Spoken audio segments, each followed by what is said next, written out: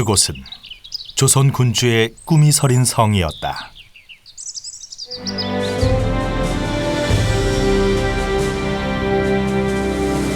성곽 공사가 끝난 이듬해인 1712년 조선 19대 왕인 숙종과 훗날 영조로 즉위하는 연인군이 북한 산성에 올랐다. 영조는 이후에도 북한 산성에 2번이나 더 행차하며 부국 강병의 의지를 다졌다. 정조는 왕세손 시절에 북한 산성에 올라 원대한 조선의 미래를 그렸다. 북한 산성은 외적과 맞설 최후의 보루이자 국가 위기 시 왕실이 옮겨갈 성곽이었다. 임진왜란과 병자호란 뒤에 혼란한 사회를 수습하고 성장과 부흥의 시대로 비상하려는 웅혼의 깃발이었다.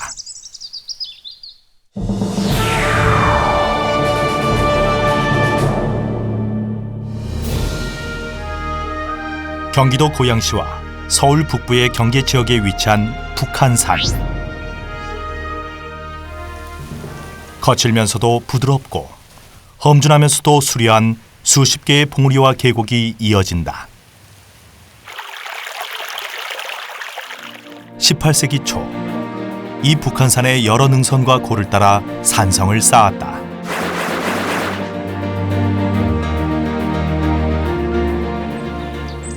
성곽 공사는 숙종 37년인 1711년에 마무리하고 이어 내성에 해당하는 중성 축조를 끝냈다.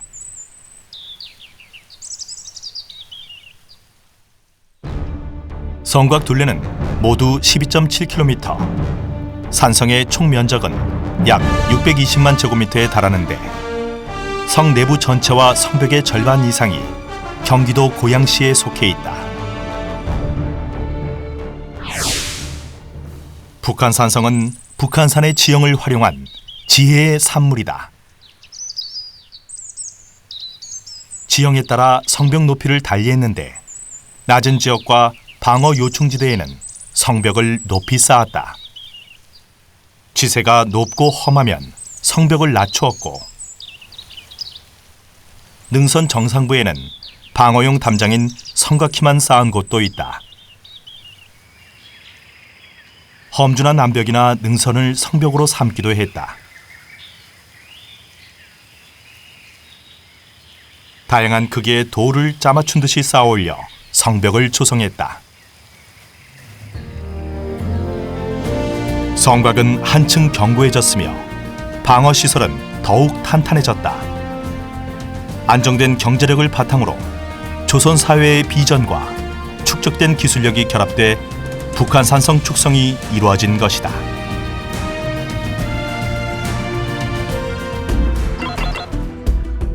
성곽에는 모두 16개의 성문을 설치했다. 성곽 사방과 중성에 주요 출입문을 두고 그 사이에 비상시 사용하는 앞문을 마련했다. 산성 내에 임금이 행차할 때 거처하는 행궁을 조성했다. 행궁은 왕실 가족의 생활 공간인 내전과 업무 공간인 외전을 중심으로 모두 124칸 규모였다.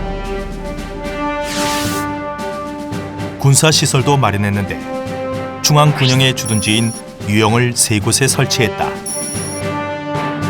성곽 지역에 초소 건물인 성랑 140여 채를 짓고 산성 높은 곳에는 전시 주의소인 장대를 3곳에 두었다. 무기와 군량미를 보관하는 창고를 7곳에 설치했다. 산성 수비를 위해 승려 병사의 군영인 13개의 승영 사찰도 조성했다.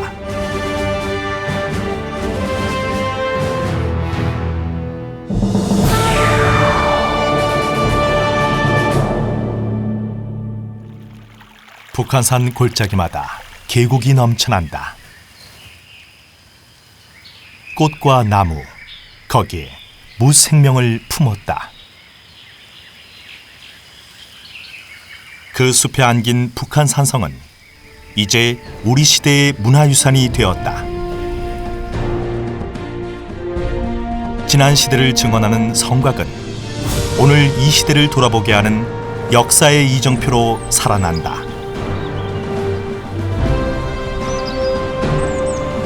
우리 역사의 경랑을 헤쳐온 성, 북한 산성은 그러한 시대의 흔들림 없는 방위 시설이었다.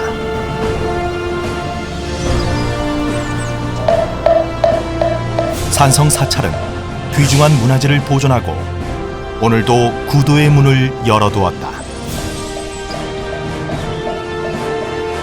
북한 산성에는 200여 점의 문화유산이 남아있어 지금도 산성의 옛 이야기를 전해준다.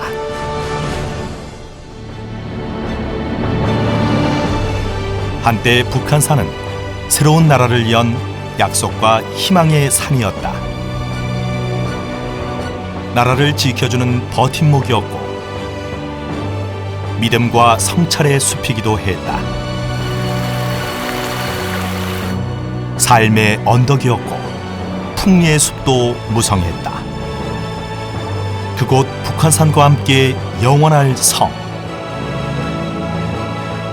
이제 북한산성은 자연과 문화 자원이 하나로 엮이는 우리 시대의 역사 문화의 성을 꿈꾼다.